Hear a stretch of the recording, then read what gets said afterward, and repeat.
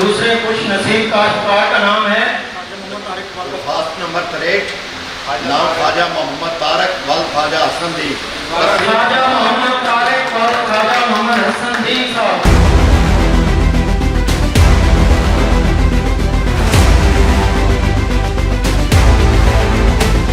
मैं समझता हूँ इससे पानी कम लगेगा, इससे किसान को बहुत फ़ायदा होगा। ये बहुत अच्छी चीज़ है, इससे हमारी पैदावार भी बहुत ज़्यादा बढ़ती है और इसमें जो सब्सिडी दी गई वो 6 लाख की है और मैं समझता हूँ ये किसान के लिए बहुत फ़ायदेमंद है।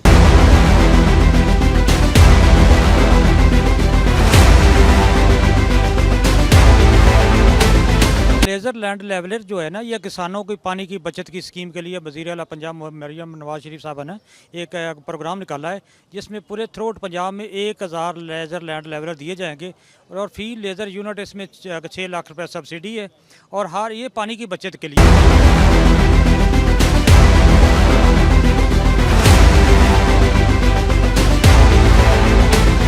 जो लेज़र लेवलिंग है ये एक बुनियादी ज़रूरत है काश्तकार की और इससे पानी का ज़िया रुकता है, पोल्यूशन कंट्रोल होती है, फर्टिलाइज़र की लीचिंग रुकती है, तो इससे तो बेपनाह फ़ायदा होता है।